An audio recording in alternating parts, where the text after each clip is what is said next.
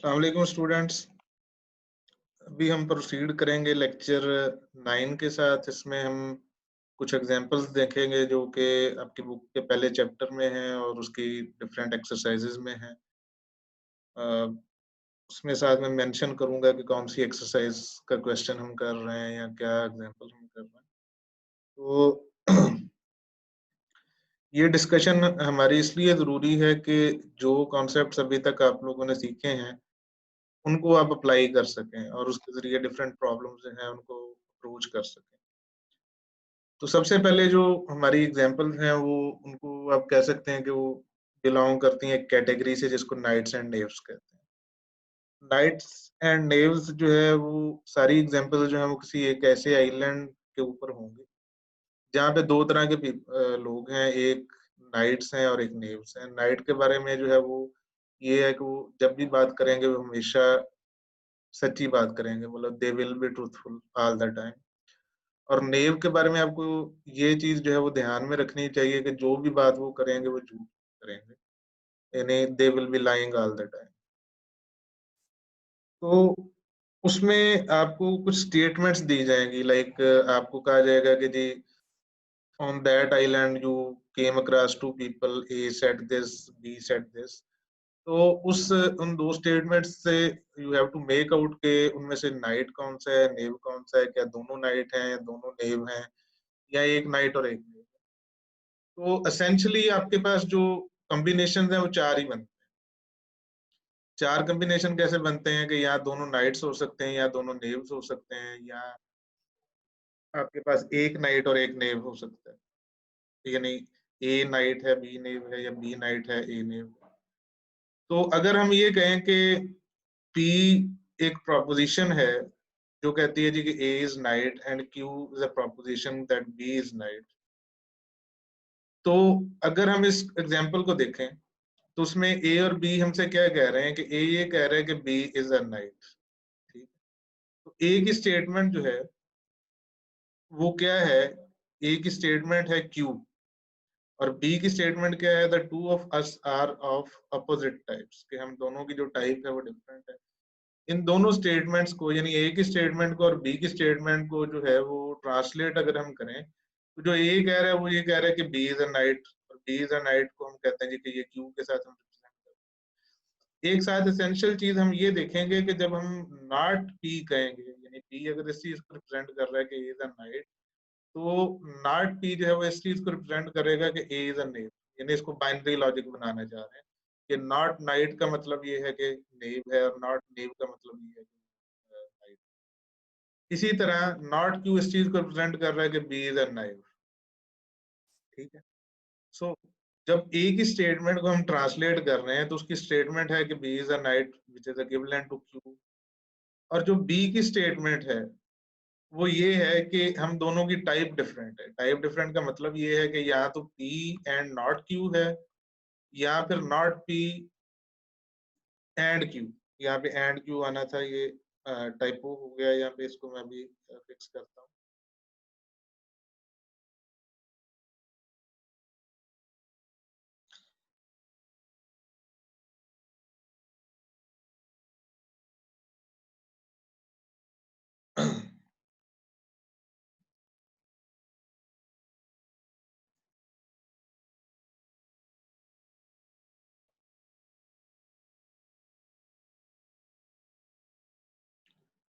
तो जो बी की स्टेटमेंट है वो ये है कि हम दोनों डिफरेंट टाइप के हैं। दोनों डिफरेंट टाइप का मतलब ये है कि अगर मैं नाइट हूं तो बी नेव है, अगर मैं नेव हूं तो बी नाइट। अब हमने डिफरेंट कॉम्बिनेशंस ट्राई करने हैं। पी और क्यू दो प्रोपोजिशंस हैं, 2 4 कॉम्बिनेशन हो सकते हैं। हर एक कॉम्बिनेशन को ट्राई करते हुए हमने ट्राई जब करना है तो इस तरीके से करना है कि आपकी जो स्टेटमेंट्स हैं दोनों जो उन्होंने डिलीवर की हैं उनके अंदर आपको कोई कंट्राडिक्शन नजर ना आए। ठीक है। अब हम ये कहते हैं कि if A is telling the truth then P must be true and Q must also be true. ठीक है। यानी अगर ए जो है वो सच बोल रहा है तो उस आइलैंड में सच जो है वो कौन बोलते हैं, नाइट्स बोलते हैं। तो P must be true, P क्या कह रही है कि A is a knight and Q must also be true. Q क्यों ट्रू होना चाहिए? क्यू इसलिए ट्रू होना चाहिए कि वो ए की स्टेटमेंट। और ए को हम ये एज्यूम कर रहे हैं कि वो ट्रूथफुल है, तो फिर बी भी ट्रू होना चाहिए। लेकिन पी और क्यू जो है वो साइमल्टेनियसली ट्रू नहीं हो सकते। इस चीज को देखें कि क्यों वो साइमल्टेनियसली ट्रू नहीं हो सकते। क्योंकि अगर हम पी और क्यू को साइमल्टेनियसली ट्रू मानते हैं तो इसका मतलब ये है कि हम ये कह रहे हैं कि ए भी नाइट है और बी भी नाइट है, और ए की स्टेटमेंट ये है कि बी नाइट है और बी की स्टेटमेंट ये है कि हम दोनों डिफरेंट टाइप के हैं। तो दोनों की स्टेटमेंट्स जो है एट द सेम टाइम जो है ट्रू नहीं हो सकती, उनमें कंट्राडिक्शन है, वो एक दूसरे को अपोज कर रहे हैं। ठीक है, तो फिर हम आगे कैसे चलें, कैसे हम ये देखें कि किसकी स्टेटमेंट ट्रू है या किसकी स्टेटमेंट जो है फॉल्स है। ये एक चीज हमने तय कर ली कि जो पी और क्यू के लिए ट्रू और ट्रू का कॉम्बिनेशन था वो नहीं चल सकता। वो कॉम्बिनेशन हमने ट्राई किया, उसमें हमें कंट्राडिक्शन जो है वो क्लियर हो गई कि अगर हम दोनों पी और क्यू दोनों को ट्रू मानेंगे तो उनकी कंट्राडिक्शन, उनकी जो स्टेटमेंट्स हैं उनमें कंट्राडिक्शन आ जाएगा।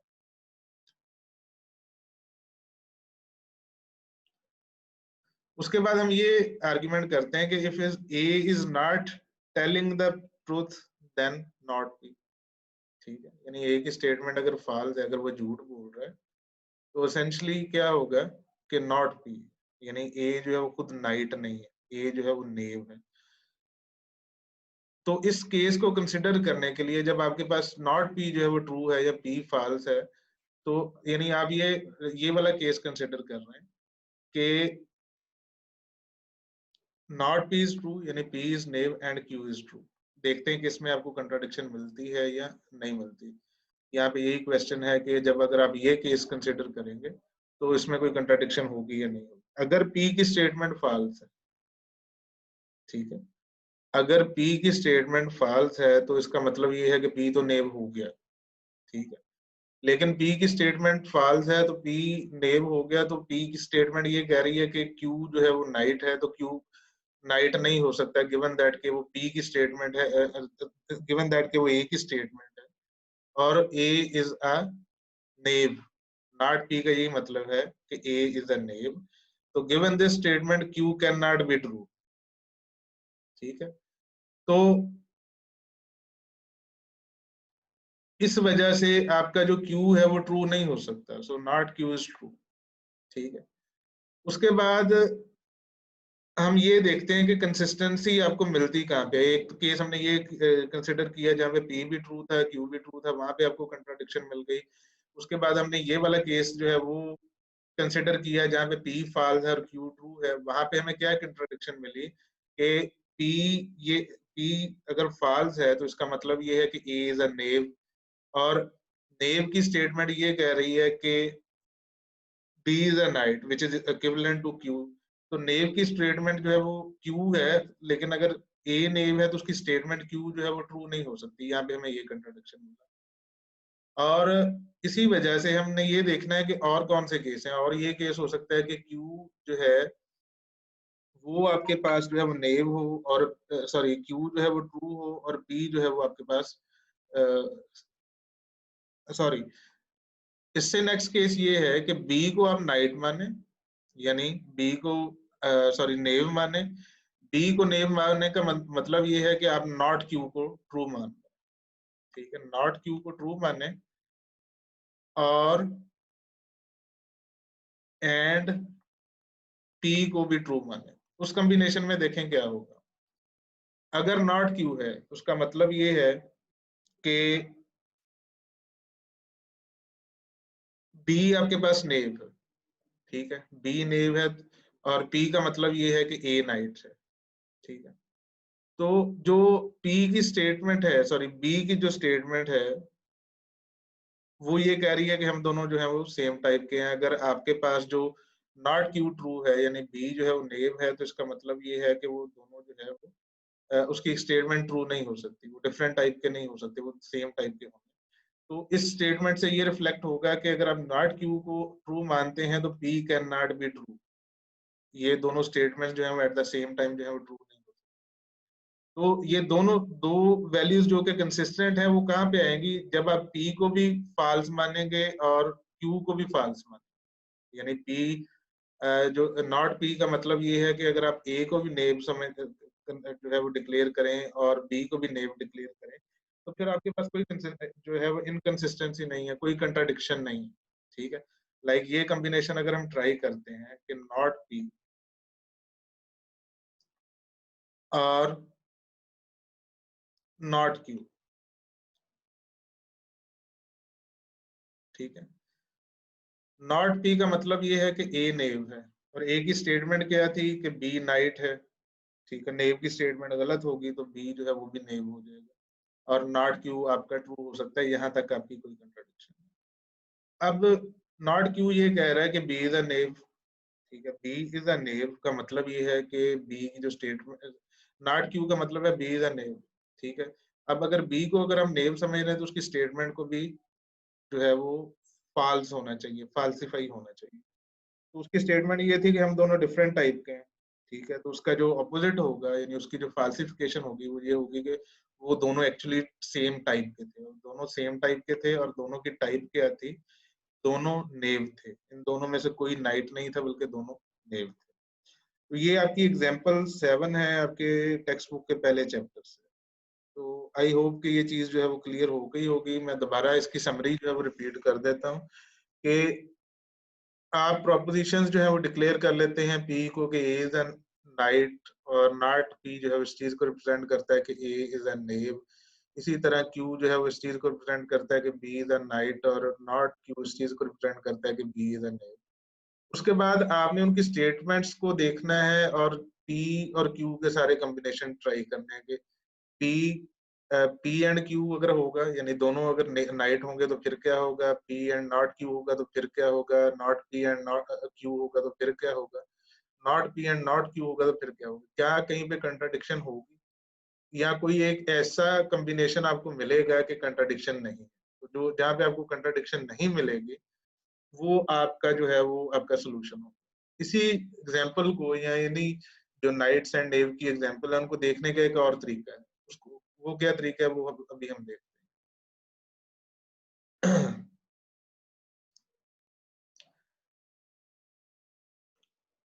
उसी एग्जाम्पल को हमने कॉपी किया है, यानी जो स्टेटमेंट सी ए और बी की कॉन्टेक्स्ट जो है वो आपको पहले ही पता है कि नाइट जो है वो सच बोलते हैं और नेव्स जो है वो झूठ बोलते हैं। या कन्वर्सली झूठ बोलने वाले जो है वो नेव हैं, और सच बोलने वाले जो है वो नाइट्स। अच्छा, यहाँ पे एक और चीज जो है वो भी आपको मिलेगी कि अगर हम कहते हैं कि from as as statement we can say कि P if and only if Q. अच्छा, अब आप यहाँ पे ये देखें कि इफ एंड ओनली इफ जो है ये आपके इंग्लिश के सेंटेंस में यूज नहीं हुआ। ये चीज जो है ये हमने खुद से इन्फर किया है। खुद से कैसे इन्फर किया है, given the context. Given the context, context क्या था कि अगर एक नाइट है तो वो हमेशा सच बोलेगा, और अगर कोई सच बोलेगा तो वो नाइट होगा। ये जो आइलैंड का उसका रूल है, उसके कॉन्टेक्स्ट से हमें पता लगा था कि अगर कोई बंदा नाइट है, यानी ये अगर नाइट है तो उसकी स्टेटमेंट जो है वो भी ट्रू होगी, ठीक है। अगर उसकी स्टेटमेंट ट्रू होगी तो वो नाइट होगा। तो यहाँ पे मैंने ये कन्वेंशन यूज की है कि जो डबल इम्प्लीकेशन है उसकी लेफ्ट साइड पे आपका जो है वो पी या क्यू होगा, और उसकी राइट साइड पे उसकी जो स्टेटमेंट जो उसने डिलीवर की है, लाइक पी की स्टेटमेंट ये थी कि Q, the statement of P was Q. तो पी डबल इम्प्लीकेशन क्यू, और क्यू की जो स्टेटमेंट थी वो ये थी कि हम दोनों जो है वो डिफरेंट टाइप के लोग, ठीक है। तो इसको हमने डबल इम्प्लीकेशन से मिला। डबल इम्प्लीकेशन से मिलाने के बाद आपने करना क्या है कि इसका ट्रूथ टेबल बना दें, ठीक है। तो हमारे पास क्या कॉम्बिनेशन हो सकते हैं, ट्रू ट्रू हो सकता है, ट्रू फॉल्स हो सकता है, फॉल्स ट्रू हो सकता है, फॉल्स फॉल्स हो सकता है। तो चूंकि हमारे पास दो ही एटॉमिक प्रोपोजिशन थी, तो ये चार आपकी रूल्स ही बनेंगे। उसके बाद आपने ये देखना है पी एंड नॉट क्यू क्या है, नॉट पी एंड क्यू क्या है, P and not Q R not P and Q क्या है, और पी डबल इम्प्लीकेशन क्यू क्या है, और Q implies double implies this thing क्या है। तो ये वाले जो आखिरी दो कॉलम हैं, ये बेसिकली हमने इन प्रोपोजिशंस को देखना है कि पी और क्यू की कौन सी वैल्यू ऐसी है जो इन दोनों को साइमल्टेनियसली ट्रू करती है, ठीक है। तो पी डबल इम्प्लाइज क्यू यहाँ पे भी ट्रू है और यहाँ पे भी ट्रू है। इसी तरह जो Q double implies P and not Q or not P and Q, जो है वो दो जगह पे ट्रू है, लेकिन ये दोनों कंपाउंड प्रोपोजिशन जो है वो सिर्फ एक जगह पे ट्रू आ रही है। तो जहां पे ये दोनों कंपाउंड प्रोपोजिशंस जो है वो ट्रू हो जाएंगी, तो आपको क्या पता चलेगा कि ये आपका सोल्यूशन, ठीक है। उससे आपको क्या पता चलेगा कि ये आपका सोल्यूशन है या नहीं। आपका P भी फॉल्स है और Q भी फॉल्स है। P के फॉल्स होने का मतलब ये है कि A जो है वो नेव है, Q के फॉल्स होने का मतलब ये है कि B भी नेव।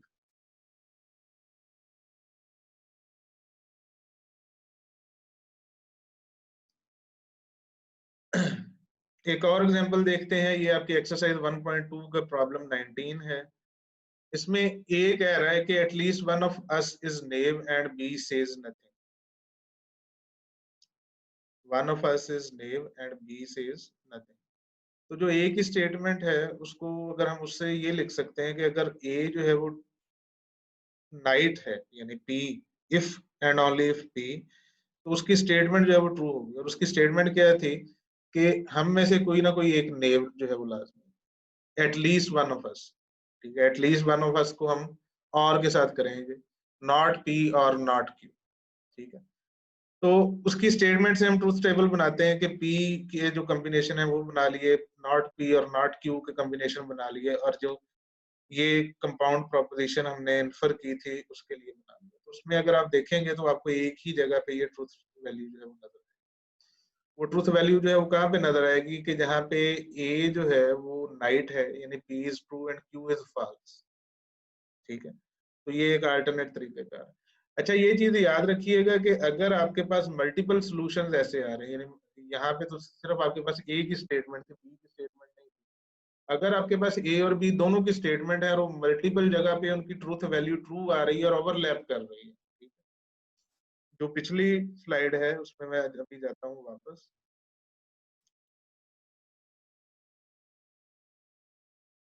लाइक ये वाला जो टेबल है इसकी मैं बात कर रहा हूँ कि यहाँ पे दोनों की स्टेटमेंट हमारे पास मौजूद थी। तो यहाँ पे सिर्फ एक ऐसा इंस्टेंस है जहाँ पे दोनों कंपाउंड प्रोपोजिशंस की जो हमने डिड्यूस की थी वो ट्रूथ वैल्यू ट्रू आ रही थी। अगर कोई ऐसा केस आ जाए कि आपके पास मल्टीपल ऐसी रोज हो जहाँ पे दोनों की ट्रूथ वैल्यू जो है वो ट्रू है, तो इसका मतलब ये है कि you have more than one solution, ठीक है। You have more than one solution. अगर कोई भी ऐसी जगह नहीं है जहाँ पे दोनों का ओवरलैप जो है वो ट्रू हो, तो इसका मतलब ये है कि सोल्यूशन डज नॉट एग्जिस्ट।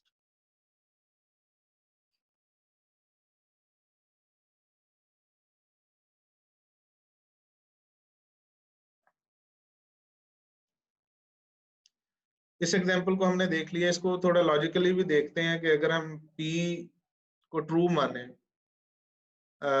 और Q को भी ट्रू माने, ठीक है।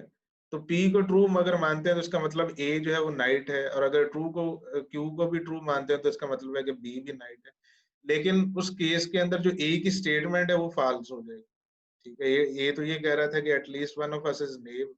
तो अगर आप A की स्टेटमेंट को ट्रू मान रहे हैं तो फिर आप इसका मतलब ये है कि B जो है उसको नाइट नहीं कह सकते, उसको नेव कहना पड़ेगा, ठीक है। तो ये एग्जैक्टली हमारा सेकंड कॉम्बिनेशन था जो ट्रू हुआ था, और इसमें हमें कोई कंट्राडिक्शन नहीं मिला। आप अगर चाहें तो आप ये नीचे वाले दो कॉम्बिनेशन जो है वो ट्राई करके इसमें से देख सकते हैं कि इसमें से कंट्राडिक्शन जो है वो क्या है। इसको थोड़ा सा ये मैंने एक स्टेटमेंट में लिखा हुआ है कि अगर अगर आप ये कहते हैं कि P जो है वो नेव है, यानी P की वैल्यू फॉल्स है, सॉरी A नेव है और P की वैल्यू फॉल्स है, तो इसका मतलब ये होगा कि आपका ये वाली स्टेटमेंट जो इसको फॉल्स होना पड़ेगा, इसका नेगेशन जो है वो ट्रू होगा। तो इसका नेगेशन क्या होगा? इसका नेगेशन अगर आप इसको यूजिंग डिमॉर्गन्स लॉ सिंप्लीफाई करें तो ये आपके पास बन जाएगा P एंड Q, ठीक है। तो आप ये मान रहे हैं कि P फॉल्स है, लेकिन P को फॉल्स मानने के नतीजे में आपको ये मानना पड़ेगा कि P एंड Q जो है वो ट्रू है, विच इज अ कंट्राडिक्शन। तो ये भी आपका इससे जो कंट्राडिक्शन जो है वो खत्म नहीं होगी। इसी तरह अगर आप P को फिर फॉल्स मानते हैं और Q को भी फॉल्स मानते हैं, तब भी यही केस बनेगा कि P को फॉल्स मानने का मतलब ये है कि आपका ये चीज जो है वो ट्रू होनी पड़ेगी। लेकिन जब आपका P और Q दोनों फॉल्स हैं तो P एंड Q यानी आपके पास P की वैल्यू भी फॉल्स है, क्यू की वैल्यू भी फॉल्स है, तो पी एंड क्यू जो है वो ट्रू नहीं हो सकते।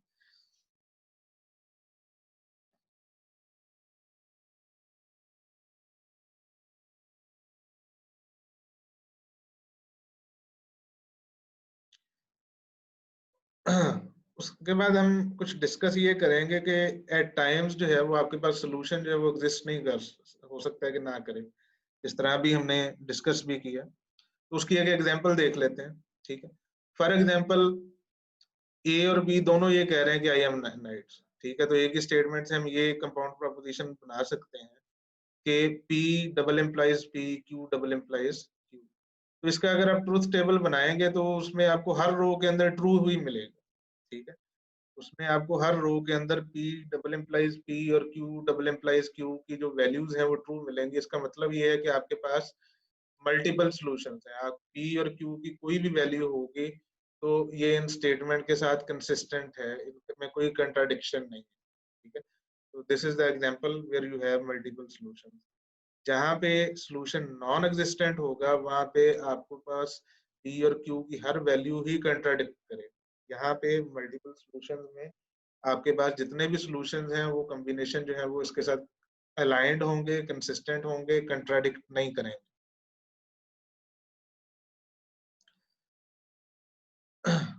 उसके बाद there is another island, ठीक है। इस आइलैंड में दो जो कैरेक्टर्स हैं वो तो उसी तरह के हैं, यानी नाइट है और नेव है। उनकी डेफिनेशन भी वही है कि नाइट जो है वो झूठ नहीं बोलेंगे, हमेशा सच बोलेंगे। नेव जो है वो हमेशा झूठ बोलेंगे और सच नहीं बोलेंगे। और एक और जेनर है, एक और कैटेगरी है जिसको स्पाइस कहते हैं। स्पाइस जो है वो कभी झूठ बोलेंगे कभी सच बोलेंगे, ठीक है। और आपके पास हमेशा तीन लोग होंगे, यानी हर एग्जाम्पल में आपको तीन लोग होंगे, वो कोई ना कोई स्टेटमेंट आपको देंगे। उन स्टेटमेंट से आपने ये देखना है कि उनमें से नाइट कौन सा होगा, नेव कौन सा होगा और स्पाई कौन सा होगा। इन एग्जाम्पल में जो पिछली एग्जाम्पल है उससे थोड़ा सा डिफरेंट ये है कि पिछली एग्जाम्पल में ये कॉम्बिनेशन हो सकते थे कि दो नाइट्स हैं नेव कोई नहीं है, दो नेव्स हैं नाइट कोई नहीं है, या एक नाइट है और एक नेव। यहाँ पे एक चीज जो है वो एसेंशियल है कि तीन लोग ए बी सी में एक लाजमी नाइट होगा, एक लाजमी नेव होगा और एक लाजमन आपके पास जो है वो स्पाई होगा, ठीक है। सो यहाँ पे भी ऐसा हो सकता है कि आपके पास सोल्यूशन जो है वो एग्जिस्ट ना करता हो। पिछले जो एग्जांपल्स थी जिसमें सिर्फ नाइट्स और नेव्स थे तो आपको चार कॉम्बिनेशन ट्राई कर, तो यहाँ पे आपको बेसिकली 6 परमुटेशन जो है वो ट्राई करनी पड़ेगी। तो अगर हम ये कहें कि के जो है वो नाइट को रिप्रेजेंट कर रहा है, एन जो है वो नेव को रिप्रेजेंट कर रहा है, तो एस जो है वो स्पाई को रिप्रेजेंट कर रहा है। तो ए बी सी को अगर हम फिक्स कर लें तो हमारे पास ये 6 परमुटेशन हो सकती हैं जो कि पॉसिबल है।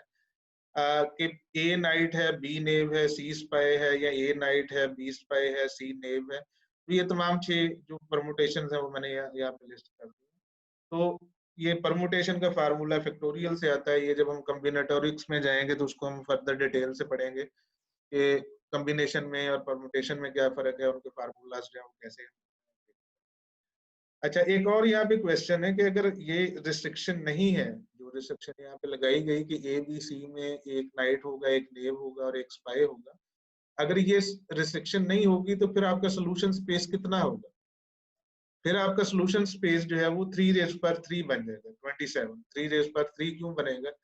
क्योंकि आपके पास तीन लोग हैं और हर एक जो हर लोग है उसकी तीन पॉसिबल वैल्यूज हो सकती हैं, यानी वो नाइट भी हो सकता है, वो नेव भी हो सकता है, वो स्पाई भी हो सकता है। तो जिस तरह प्रोपोजिशन में पिछली दफा हमारे पास सिर्फ नाइट और नेव थे और दो प्रोपोजिशन थी, दो लोग थे ए और बी, और उनकी जो पॉसिबिलिटीज थी वो भी दो थी, तो वो 2 था। यहाँ पे तीन लोग हैं, तीन ही पॉसिबिलिटीज, ठीक है। तो अगर हम ये रिस्ट्रिक्शन नहीं लगाते कि हर एक कैटेगरी से एक जो बंदा है वो लाजमी होना चाहिए, तो आपके पास जो है वो सोल्यूशन स्पेस में 27 कॉम्बिनेशन। तो ये जो आपके ऊपर रिस्ट्रिक्शन लगाई गई है ये बेसिकली आपके सोल्यूशन को इजी कर रही है, आपके जो प्रॉब्लम सॉल्विंग है उसको सिंप्लीफाई कर रही है।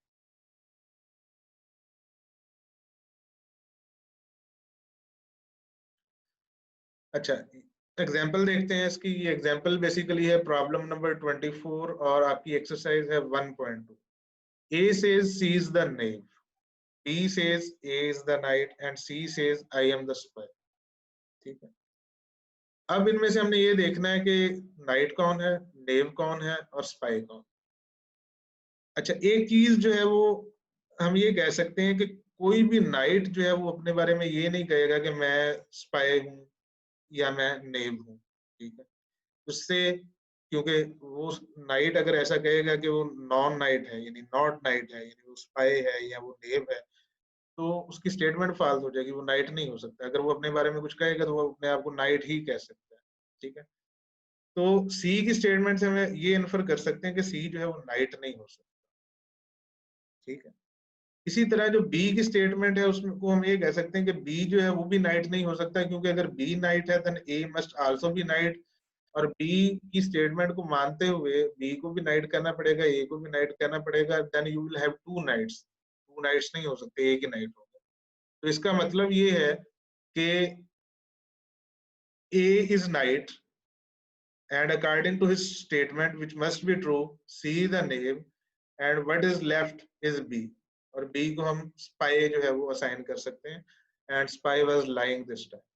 ठीक है, spy ये कह रहा था कि A is the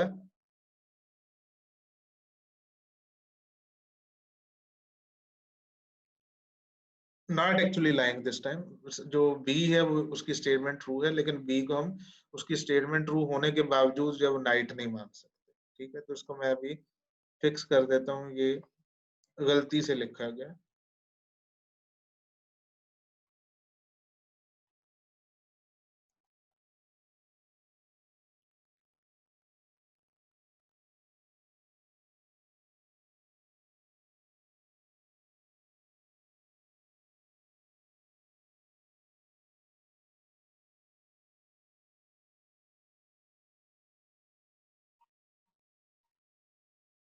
ओके, अभी हम चलते हैं नेक्स्ट एग्जांपल की तरफ। नेक्स्ट एग्जांपल परहैप्स वो भी इसी पे है। A says I am the knight, B says I am the knave and C says B is the knight. तो इसमें से फिर हमने वही चीज निकालनी है कि नाइट कौन है, नेव कौन है और स्पाई कौन। अब यहाँ पे ये आर्ग्यूमेंट हम कर रहे हैं कि B can not be a knave nor a knight. ठीक है, बी की स्टेटमेंट क्या है, आई एम द नेव। पिछली एग्जांपल में भी हमने ये कहा था कि कोई नाइट कभी अपने बारे में वो ये नहीं कहेगा कि मैं नेव हूँ या मैं स्पाई हूँ। अगर वो अपने बारे में कुछ कहेगा तो उसको यही कहना पड़ेगा कि आई एम द नाइट। तो बी जो है वो नाइट नहीं हो सकता, वो नेव भी नहीं हो सकता। बी नेव क्यों नहीं हो सकता? वो इसलिए नेव नहीं हो सकता कि अगर नेव आप बी को मान लेते हैं तो उसकी स्टेटमेंट जो थी जो कि आई एम नेव है उसको फॉल्स मानना पड़ेगा। ठीक है, तो इसका मतलब ये है कि हमने स्पाई जो है वो आइडेंटिफाई कर लिया। बी के बारे में अगर हम ये कहते हैं कि he is neither a spy nor sorry he is neither a knave nor a knight, then he must be a spy। ठीक है, so only A can be a knight, A को ही नाइट होना पड़ेगा क्योंकि वो ही अपने बारे में नाइट का होने का दावा कर रहा है, और नेव को हमने पहले से आइडेंटिफाई कर लिया। ठीक है, और सी जो है वो ये कह रहा है कि बी इज द नाइट। ठीक है, सी जो है वो उसको इस सिलसिले में हमारे पास जो है वो स्पाई आएगा और उसकी स्टेटमेंट जो है वो फॉल्स, सॉरी बी को हमने स्पाई के तौर पे आइडेंटिफाई किया। So only A can be a knight because B can not be a knight and C statement can not B. ठीक है, therefore A is knight, B is spy and what is left is knave। ठीक है, तो नेव के लिए क्या जरूरी है, नेव साबित होने के लिए कि उसकी स्टेटमेंट जो है वो फॉल्स साबित होगी। उसमें सी ने ये कहा था कि B is a knight but B turned out to be a spy. ठीक है, तो हमारा ये सोल्यूशन जो है वो इन ऊपर वाली तीनों स्टेटमेंट के साथ, और जो हमारी कंस्ट्रेंट थी कि हमने हर एक को एक एक असाइन करना है, यानी कोई एक नेव होगा, कोई एक स्पाई होगा और कोई एक जो है वो नाइट होगा, उसके साथ कंसिस्टेंट है। ठीक है, यानी एक ही स्टेटमेंट अपने बारे में आई एम द नाइट कंट्राडिक्टरी नहीं है किसी भी दूसरे के साथ। बी की स्टेटमेंट जो थी वो उससे हम ये इन्फर कर सकते हैं कि B can not be a knight nor a knave. ठीक है, और तो वो स्पाई है, तो फिर जो सी के बाद हमारे पास सिर्फ एक ऑप्शन बचा है कि वो सी जो है वो नेव हो सकता है। और उसको नेव डिक्लेयर करने के बाद भी हमने उसकी जो स्टेटमेंट है उसको देखा कि क्या वो कहीं ट्रू तो नहीं साबित हो रही, क्योंकि नेव की स्टेटमेंट को तो फॉल्स होना चाहिए। तो नेव की स्टेटमेंट को जो हमने देखा वो था बी इज अ नाइट, तो बी के बारे में हम ये तय कर चुके थे कि बी जो है वो नाइट नहीं है बल्कि वो स्पाई। तो इसलिए हमारा ये जो सोल्यूशन है ये कंसिस्टेंट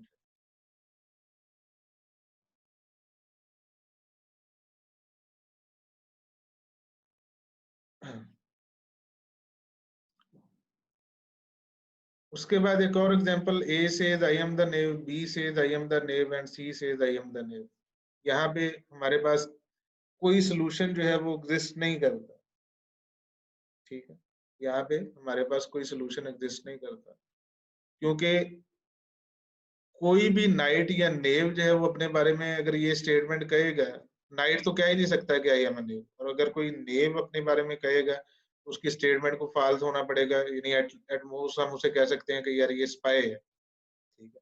लेकिन उसको आप नाइट नहीं कह सकते। तो इसमें से मेन चीज ये है कि you can not identify who the knight is if there is one, ठीक है। तो आपको तो करना ही ये था, आपका जॉब ये था कि आपने एक नाइट आइडेंटिफाई करना है, आपने एक नेव आइडेंटिफाई करना है, और आपने एक स्पाई आइडेंटिफाई करना है। तो अगर आप उनमें से कोई एक भी आइडेंटिफाई नहीं कर सकते तो इसका मतलब ये है कि यहाँ पे हमारे पास सोल्यूशन नहीं। उसके बाद एक एग्जांपल्स कुछ मजीद करने से पहले आपको पैराडॉक्स के बारे में बताना चाहता हूँ कि पैराडॉक्स क्या है। Paradox is a statement that is self contradictory, ठीक है। सेल्फ कंट्राडिक्टरी का मतलब ये नहीं है कि पैराडॉक्स जो है वो कंट्राडिक्शन है, ठीक है। कंट्राडिक्शन के बारे में तो हमें ये पता है कि वो हमेशा फॉल्स होगी, लेकिन पैराडॉक्स एक ऐसी चीज होगी जिसको आप कोई भी ट्रूथ वैल्यू जो है वो असाइन नहीं कर पाएंगे, ठीक है। उसको आप कोई भी ट्रूथ वैल्यू असाइन नहीं कर पाएंगे। इसकी जब हम एग्जांपल देखेंगे तो ज्यादा थोड़ा क्लियर हो जाएगा। जब भी हम उसे ट्रू या फॉल्स असाइन करेंगे तो वो कंट्राडिक्शन जो है वो आपके सामने आ जाए, ठीक है। तो यहाँ से इसका फर्क क्या है पैराडॉक्स का कंट्राडिक्शन का, you can tell that contradiction is always false. और ये केस जो है वो पैराडॉक्स के बारे में आप नहीं कह सकते वो फॉल्स है, क्योंकि आप उसको कोई ट्रूथ वैल्यू सही तरह से असाइन ही नहीं कर पाए।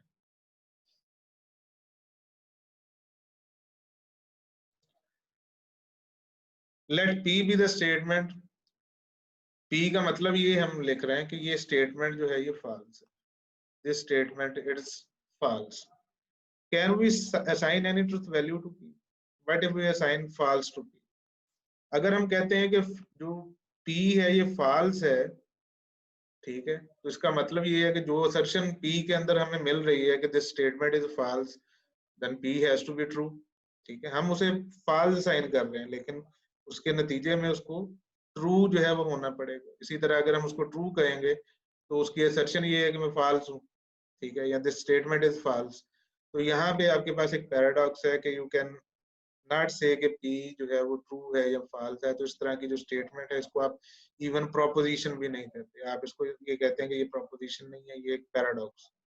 इससे मिलती जुलती चीज एक रसल्स पैराडॉक्स है जो कि सेट थ्योरी में है, सेट की डेफिनेशन में है। जब हम सेट्स को देखेंगे तो उसको हम डिस्कस करेंगे। तो यहाँ पे एक पोस्ट का मैंने लिंक दिया हुआ है, ये स्लाइड्स भी आप लोगों के साथ में मुझे शेयर करनी है। तो ये एक मैथ डॉट स्टैक एक्सचेंज की एक वेबसाइट है, उसकी पोस्ट है, उसमें ये डिस्कशन है। I would encourage you, all of you, कि आप वहां पे जाएं और इसकी डिस्कशन को स्टडी करें।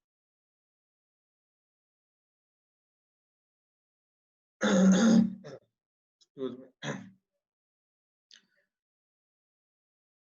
एक और पैराडॉक्स की एग्जांपल है, इसकी स्टेटमेंट पढ़ देते हैं। An ancient Sicilian legend says that barber in a remote town who can be reached only by travelling dangerous mountain roads shaves those people and only those people who do not shave themselves. Can there be such a barber? तो इसके ऊपर सोचें, इसके ऊपर मिल के देखते हैं, इसको रीजन करते हैं कि ये ट्रू हो सकता है या नहीं हो सकता है, क्या ऐसा कोई बार्बर हो सकता है या नहीं हो सकता। सबसे पहले तो हमने इसका जवाब दे दिया कि no, there can not exist such a barber, ठीक है। क्यों नहीं हो सकता है उसका जवाब ढूंढते हैं। तो हम ये सपोज कर लेते हैं कि इसका आंसर यस है कि देयर एग्जिस्ट अ बार्बर, और उस बार्बर को हम बी से डिनोट करते हैं, there exist a barber B. और let S be the set of people who do not shave themselves, यानी एस की डेफिनेशन ये है कि X such that X does not shave themselves, कि अगर एक्स अपने आप को शेव नहीं करता तो ये इस सेट में है। तो can barber B be the part of set S? Only if B does not shave himself. ठीक है, तो क्या बी जो है वो एस का हिस्सा हो सकता है जिसको कि बार्बर बी ने शेव करना है? ठीक है, तो वो सिर्फ उसी सूरत में हो सकता है कि वो अगर अपने आप को शेव नहीं कर रहा। ठीक है, तो वो अगर अपने आप को शेव नहीं कर रहा तो इसका मतलब ये है कि B is someone who is not shaving himself, और बार्बर बी भी उसका शेव नहीं कर रहा। ठीक है, तो ये थोड़े ट्रिकी क्वेश्चंस होते हैं, इसको दोबारा मैं रिपीट करता हूँ कि अगर बी जो है वो एस का हिस्सा नहीं है तो इसका मतलब ये है कि वो अपने आप को शेव कर, सॉरी यहाँ पे था डज नॉट शेव, तो अगर बी जो है वो एस का हिस्सा नहीं है तो इसका मतलब ये है कि बी जो है वो अपने आप को शेव कर। ठीक है, तो इससे कंट्राडिक्शन क्या वादे होगी? इससे कंट्राडिक्शन ये वादे होगी कि बी अपने आप को शेव कर रहा है, यानी he is shaving someone who is shaving himself. ठीक है, लेकिन हमने यहाँ पे उसकी डेफिनेशन में पढ़ा था कि ये सिर्फ उन्हीं को शेव करेगा जो कि खुद को शेव नहीं कर। ठीक है, barber B is shaving a person B and person B is shaving himself, तो there is a contradiction। ठीक है, जो कि एक पैराडॉक्स का एक हिस्सा है। तो अगर आप इसको वो खुद से शेव नहीं कर रहा, दूसरा केस, ठीक है, एक केस तो हमने पहले डिस्कस किया कि if B is shaving himself,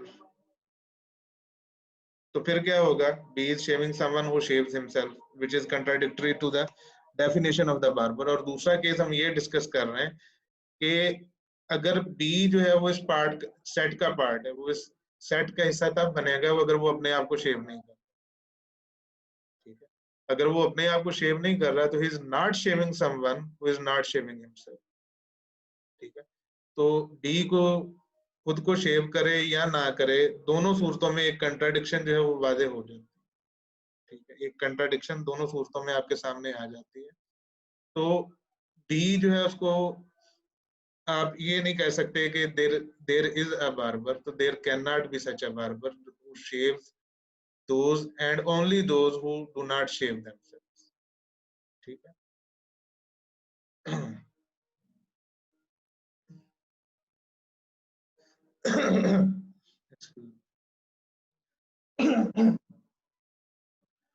ये हमारा फाइनल प्रॉब्लम है जिसको हमने देखना है। इसके बारे में सिर्फ मैं हिंट्स दूंगा क्योंकि मैं इसको आपके असाइनमेंट में इंक्लूड करने का इरादा रखता हूँ। तो ये जो क्वेश्चन है, ये प्रॉब्लम है, ये है कि the nth statement in the list of 100 statement is exactly n of the statements in this list are false। ठीक है, what conclusions can you draw from these statements? In statement से आप क्या नतीजा अखज कर सकते हैं? उसके बाद आपने पार्ट ए का आंसर करना है, if n statement is at least n, यानी exactly n से at least n तक आ जाए। और फाइनली आपने एक पार्ट बी का आंसर करना है अगर आपकी स्टेटमेंट 100 से रिड्यूस करके 99 कर। तो सबसे पहला जो हमारा काम है वो ये है कि हमने प्रॉब्लम को अंडरस्टैंड करना।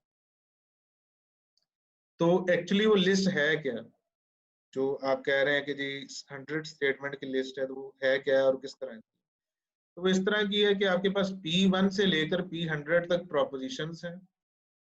P1 है, P2 है, दरमियान में कहीं पे PI है और फाइनली P100।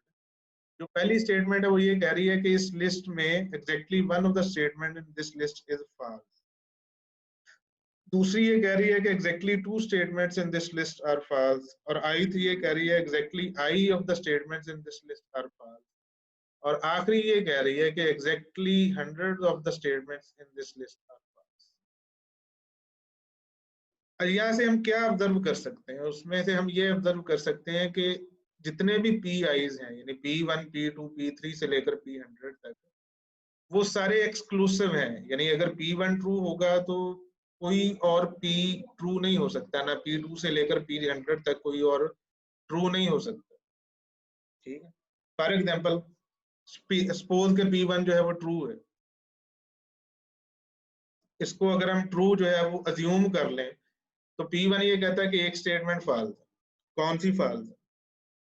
ठीक है, आप सेकंड को अज्यूम करेंगे कि सेकंड फॉल्स है और बाकी सारी सही है, लेकिन अगर आप सेकंड को अज्यूम करते हैं कि सेकंड फॉल्स है और थर्ड को तो आप फिर आपको अज्यूम करना पड़ेगा कि थर्ड जो है वो ट्रू है, लेकिन थर्ड ये कह रही है कि एग्जैक्टली 3 स्टेटमेंट्स आर इनकरेक्ट या 3 स्टेटमेंट्स आर फॉल्स, और P1 ये कह रही है कि 1 स्टेटमेंट फॉल्स है, तो यहाँ पे आपके पास कंट्राडिक्शन आ जाए, तो आप ये कहेंगे कि P1 जो है वो ट्रू नहीं हो सकता। अब आप P100 को अगर ट्रू अज्यूम कर रहे हैं तो P100 ये कह रहा है कि इस लिस्ट में 100 स्टेटमेंट जो है वो सारी फॉल्स है, ठीक है। तो इस स्टेटमेंट को हम ट्रू कैसे मान सकते हैं जो कह रहा है कि 100 स्टेटमेंट है और ये कह रहा है कि सारी की सारी फॉल्स है, विच आल्सो इंक्लूड्स P100, ठीक है। वो सारी की सारी स्टेटमेंट, यानी वो ये कह रही हैं कि exactly 100 of the statement in this list are false, that essentially includes P100। इसको ट्रू मानेंगे तो ये फॉल्स खुद ब खुद हो जाएगा, कंट्राडिक्शन आएगा।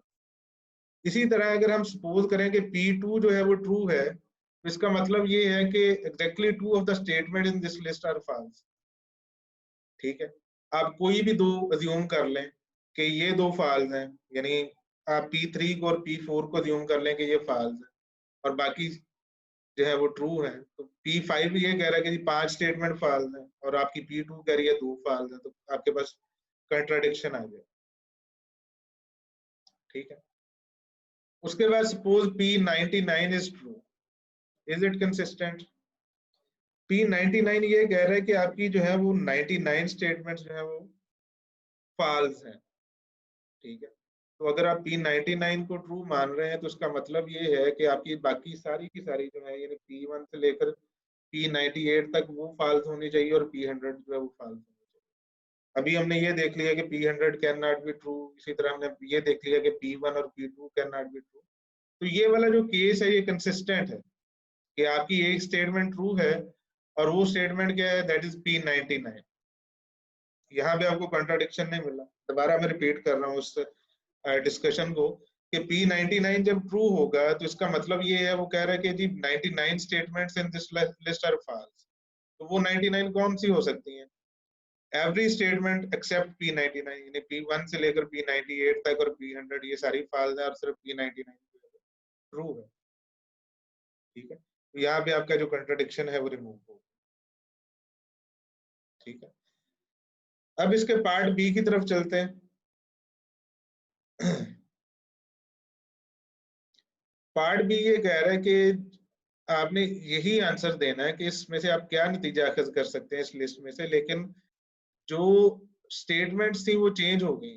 पहले स्टेटमेंट ये कह रही थी exactly one of the statement is false, या exactly one of the statement is false, या exactly 3 statements false, exactly 4 statement.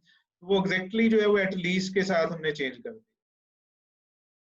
Exactly को हर स्टेटमेंट में एटलीस्ट के साथ चेंज कर। अब इससे फर्क क्या पड़ेगा?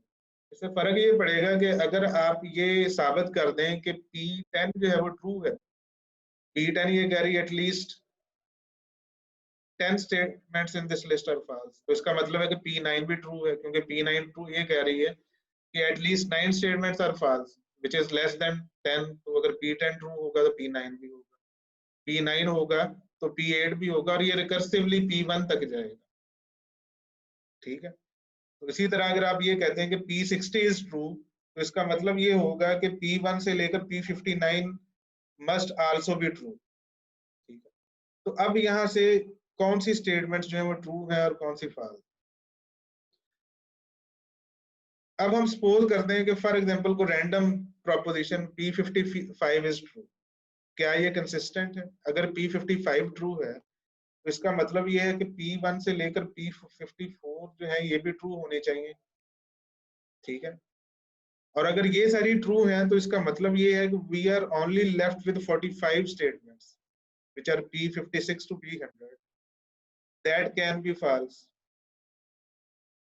ठीक है। consequently P55 cannot be true, ठीक है, क्योंकि P55 ये कह रही थी कि at least 55 statements are in this list are false।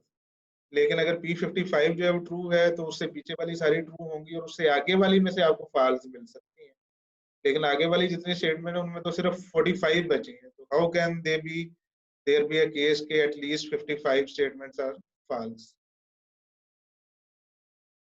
इसी का एक दूसरी साइड जो है उसमें को चूज करते हैं और एक और स्टेटमेंट को या एक और प्रोपोजिशन को इसी में से हम ट्रू कंसिडर करके देखते हैं कि कोई कंट्राडिक्शन आती है या नहीं आती। सपोज P40 इज ट्रू, क्या ये कंसिस्टेंट है? अगर P40 ट्रू है तो इसका मतलब ये है कि P1 से लेकर P39 must also be true. ठीक है, और जो बाकी बचेगा वो ये है कि वो 60 स्टेटमेंट है।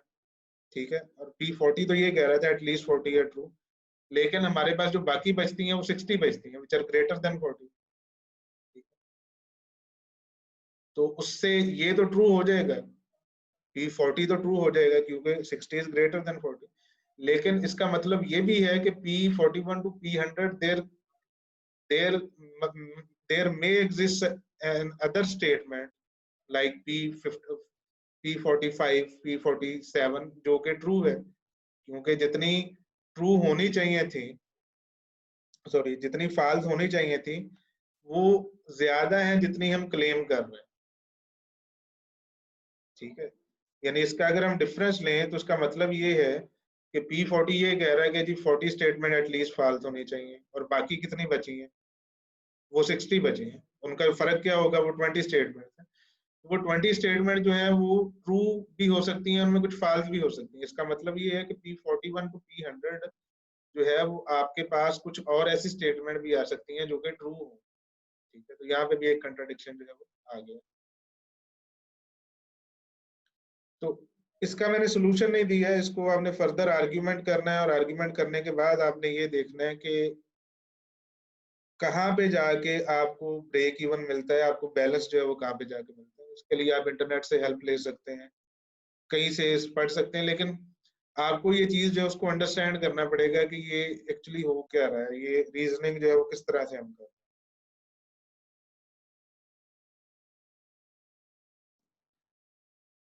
और इसी का फाइनल पार्ट उसमें ये था कि हमने सिंपली P1 से लेकर P100 तक थी हमारी स्टेटमेंट, तो हमने लास्ट स्टेटमेंट जो है वो रिमूव कर दी है और लास्ट स्टेटमेंट रिमूव करने के बाद हमारे पास 99 प्रोपोजिशन रहेंगे।